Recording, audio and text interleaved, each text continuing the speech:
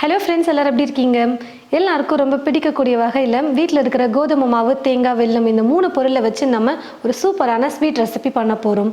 எல்லாருக்கும் ரொம்ப பிடிச்ச வகையில் இந்த ஸ்நாக் இருக்கும்.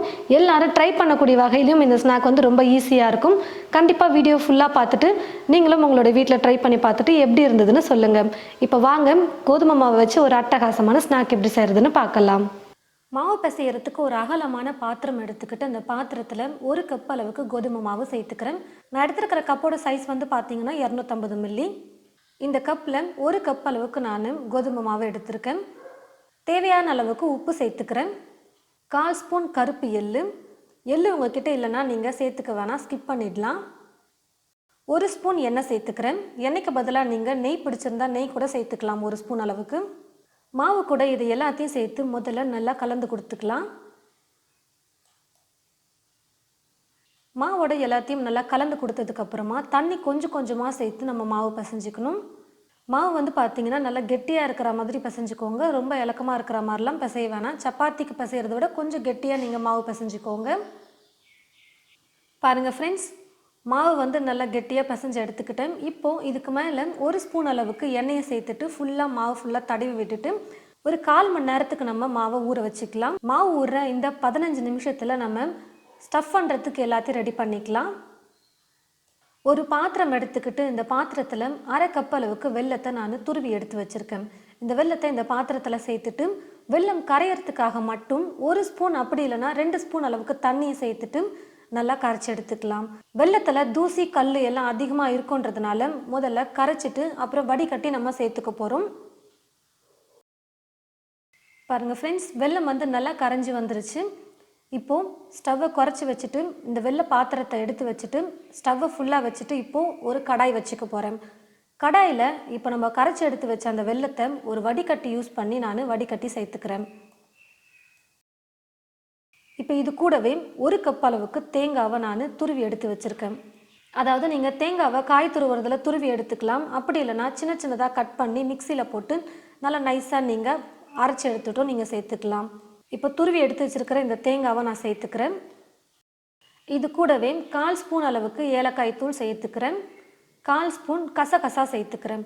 கசகசா இல்லைன்னா நீங்கள் ஸ்கிப் பண்ணிக்கலாம். ஆனால் இருந்ததுன்னா நீங்கள் ஒரு 1/4 ஸ்பூன் சேர்த்துக்கோங்க, நல்லா டேஸ்ட் கொடுக்கும். இப்போது எல்லாத்தையும் சேர்த்து நல்லா கலந்து கொடுத்துக்கலாம். இப்போ வந்து பார்த்தீங்கன்னா தேங்காய் வந்து வெள்ளை கரைசல்லாம் நல்லா மிக்ஸ் ஆனதுக்கப்புறமா கொஞ்சம் ஈரப்பதமாக இலக்கமாக இருக்கிற மாதிரி இருக்கும். முடிஞ்ச அளவுக்கு நல்லா கெட்டியாக வர வரைக்கும் நம்ம குக் பண்ணணும். கொஞ்சம் ட்ரையான பதத்துக்கு வர வரைக்கும் நம்ம நல்லா வதக்கி கொடுத்துக்கிட்டே இருக்கலாம். பாருங்கள் ஃப்ரெண்ட்ஸ், முடிஞ்ச அளவுக்கு நல்லா ட்ரையாக நான் வந்து வதக்கி எடுத்துக்கிட்டேன். இப்போ நான் ஸ்டவ் ஆஃப் பண்ணிக்கிறேன். நம்ம உள்ள ஸ்டஃப் பண்ணுறதுக்கு பூர்ணம் எல்லாம் ரெடி பண்ணுறதுக்குள்ளே மாவு வந்து பார்த்திங்கன்னா நல்லா ஒரு 1/4 மணி நேரத்துக்கு ஊறி வந்துருச்சு. இப்போது மாவை ஒரு முறை நல்லா பிசைஞ்சு எடுத்துக்கிட்டு இந்த மாதிரி மாவை சின்ன சின்னதாக உருண்டை பண்ணி எடுத்ததுக்கு அப்புறமா நல்லா மெல்லிசாக தேய்ச்சி எடுத்துக்க போகிறோம். மாவு ஒட்டாமல் இருக்கிறதுக்கு கொஞ்சமாக கோதுமை மாவு போட்டு நான் நல்லா மெல்லிசாக தேய்ச்சி எடுத்துக்கிறேன். பாருங்கள் ஃப்ரெண்ட்ஸ், நல்லா மெல்லிசாக நான் வந்து பேப்பர் மாதிரி நல்லா மெல்லிசாக தேய்ச்சி எடுத்துக்கிட்டேன். பாருங்கள், அப்போ தான் நல்லா கிறிஸ்பியாக இருக்கும் எண்ணெயில் போட்டு பொரிக்கும்போது. அதனால் முடிஞ்ச அளவுக்கு நல்லா மெல்லிசாக மாவு போட்டு தேய்ச்சி எடுத்துக்கோங்க. இப்போ வந்து பார்த்திங்கன்னா நம்ம சின்ன சின்னதாக இதை கட் பண்ணி எடுத்துக்கலாம் ரவுண்டாக. இந்த மாதிரி ஒரு கிண்ணம் இருந்ததுன்னா எடுத்துக்கோங்க. சின்ன சைஸ் இல்லை பெரிய சைஸ் எந்த மாதிரி இருக்கும் உங்ககிட்ட அந்த மாதிரி எடுத்துக்கோங்க. சின்ன கப்பாக எடுத்திங்கன்னா ஸ்நாக் வந்து குட்டி குட்டியாக நம்ம செஞ்சு எடுக்க முடியும். கொஞ்சம் பெரிய கப் எடுத்து கட் பண்ணிங்கன்னா ஸ்நாக் வந்து நல்லா கொஞ்சம் பெருசாக வரும், அவ்வளோதான். இப்போ நான் வந்து ஒரு சின்னதாக ஒரு கப் தான் எடுத்திருக்கேன். இந்த மாதிரி வச்சு நம்ம ப்ரெஸ் பண்ணோம்னா அழகாக ரவுண்டாக நமக்கு மாவு வந்து கிடச்சிரும். அதுக்கப்புறம் இந்த எக்ஸ்ட்ரா மாவெல்லாம் எடுத்து திரும்பவும் நம்ம உருண்டை பண்ணி தேய்ச்சி கட் பண்ணி எடுத்துக்கலாம். இப்போ நம்ம ரெடி பண்ணி எடுத்து வச்சுருக்கிற இந்த மாவுக்கு உள்ளே வந்து பார்த்திங்கன்னா நடுவில் ஏற்கனவே ரெடி பண்ண அந்த பூர்ணம் இருக்குது பார்த்திங்களா, தேங்காய் பூர்ணம், அதை வந்து உள்ளே கொஞ்சமாக வச்சுக்கோங்க. அதுக்கப்புறம் ஒரு கிண்ணத்தில் தண்ணி எடுத்துக்கிட்டு இந்த ஓரங்களில் வந்து பார்த்திங்கன்னா ஃபுல்லாக தடவி விட்டுருங்க. ஒட்டுறதுக்கு ரொம்ப ஈஸியாக இருக்கும், நல்லா ப்ரெஸ் ஆகி ஒட்டிக்கும். அதுக்காக லைட்டாக தண்ணி வந்து அப்ளை பண்ணிவிட்டு நம்ம மடிச்சிக்கலாம். இப்படி ஒரு பக்கம் மட்டும் நல்லா டைட்டாக வந்து ப்ரெஸ் பண்ணிக்கோங்க. கொஞ்சம் கூட விரிசல் இல்லாமல் கேப் இல்லாமல் நல்லா டைட்டாக ப்ரெஸ் பண்ணி எடுத்துக்கோங்க. நல்லா ப்ரெஸ் பண்ணலைன்னா எண்ணெயில் போட்டதுமே விரிசல் விட்டு உள்ளே இருக்கிற பூர்ணமெல்லாம் வெளியில் வந்துடும். அப்படிலாம் எண்ணெய் வந்து உள்ளே வந்து போயிடும். அப்போ எண்ணெயாக இருக்கும் ஸ்நாக்ஸ் சாப்பிட்றதுக்கு. இந்த மாதிரி முக்கோணம் மாதிரி நீங்கள் ஒரு பக்கம் மட்டும் நல்லா ப்ரெஸ் பண்ணி விட்டுட்டு இப்போது இந்த பக்கத்தை வந்து அழகாக இப்படி ஒன்றா வச்சு ப்ரெஸ் பண்ணிக்கோங்க. ரொம்பவே ஈஸி இந்த மாதிரி நம்ம செய்கிறது. நல்லா புதுவிதமான ஒரு ஷேப்பில் இருக்கும். ஸ்நாக் பார்க்குறதுக்கு ரொம்ப ஈஸியாகவும் இருக்கும் நம்ம செய்யறதுக்கு. நல்லா எல்லா ஓரங்களையும் நல்லா ப்ரெஸ் பண்ணி விட்டுக்கோங்க. முக்கியமாக இந்த நடுவில் வந்து பார்த்தீங்கன்னா நல்லா ப்ரெஸ் பண்ணிக்கோங்க.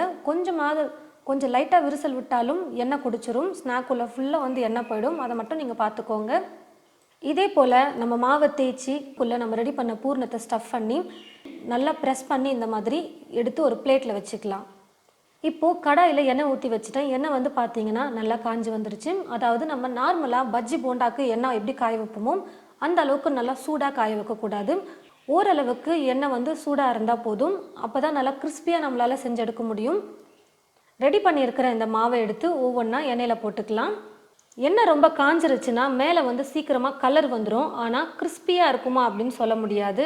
அதனால் நீங்கள் வந்து எண்ணெயை ரொம்ப காய வைக்காமல் ஓரளவுக்கு காய வச்சுட்டு நீங்கள் இந்த மாவை சேர்த்துக்கிட்டிங்கன்னா பொறுமையாக குக் ஆகி நல்லா மேலேயும் கலர் வந்திருக்கும். நல்லா கிறிஸ்பியாகவும் இருக்கும் சாப்பிட்றதுக்கு ஸ்நாக் வந்து.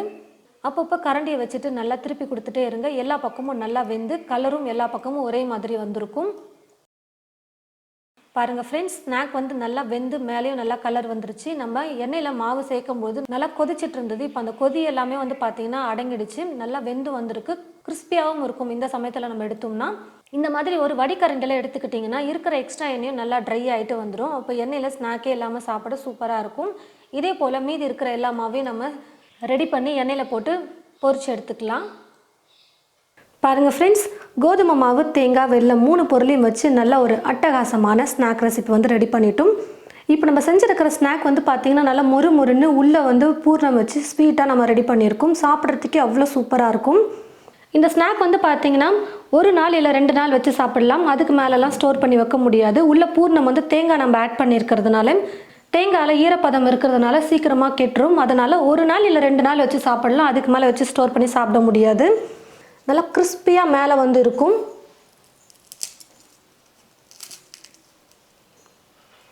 மேலே வந்து பார்த்தீங்கன்னா மொறுன்னு இருக்கும். உள்ளே வந்து சாஃப்டாக இருக்கும். நீங்கள் சுட சுட செஞ்சு சாப்பிடும்போது நல்லா கிறிஸ்பியாக இருக்கும். கொஞ்சம் நேரம் விட்டுட்டிங்கன்னா சாஃப்ட் ஆகிடும். ஏன்னு பார்த்தீங்கன்னா உள்ளே நம்ம வச்சுருக்கிற பூர்ணம் வந்து ஈரப்பதமாக இருக்கிறதுனால கொஞ்சம் நேரம் தான் கிறிஸ்பியாக இருக்கும். அதுக்கப்புறம் நமுத்துரும். ஆனால் சாப்பிட வந்து பார்த்தீங்கன்னா டேஸ்ட்டு நல்லாயிருக்கும். நல்லா ஸ்வீட்டாக சூப்பராக இருக்கும். சுட சுட நீங்கள் இந்த மாதிரி செஞ்சு கொடுத்தீங்கன்னா எல்லோரும் ரொம்ப விரும்பி சாப்பிடுவாங்க. உங்களுக்கு ஸ்வீட் பிடிக்கலைன்னா நீங்கள் காரம் கூட உள்ளே வச்சுக்கலாம். ஏதாவது மசாலா ரெடி பண்ணி நீங்கள் உள்ளே ஸ்டஃப் பண்ணி வச்சுட்டு உருளைக்கிழங்கு மசாலா அந்த மாதிரி எது வேணாலும் வச்சு ஸ்டஃப் பண்ணி நீங்கள் இந்த மாதிரி எண்ணெயில் போட்டு பொரிச்சு எடுத்தும் சாப்பிட்லாம். நல்லா சூப்பராக இருக்கும் சாப்பிட்றதுக்கு. நீங்களும் இது போல் உங்களுடைய வீட்டில் கோதுமை மாவு இருந்ததுன்னா இந்த மாதிரி ஸ்நாக்ஸ் செஞ்சு பார்த்துட்டு எப்படி இருக்குன்னு மறக்காமல் கமெண்ட் பாக்ஸில் வந்து கமெண்ட் பண்ணுங்கள். இந்த வீடியோவை மற்றவங்களுக்கும் ஷேர் பண்ணுங்கள். இது போல் நிறைய ரெசிபீஸ் பார்க்க தமிழ் ஃபுட் மசாலா சேனலை மறக்காமல் சப்ஸ்கிரைப் பண்ணிக்கோங்க. கூடவே பக்கத்தில் இருக்கிற பெல் ஐக்கானை கிளிக் பண்ண மறந்துடாதீங்க. தேங்க்யூ.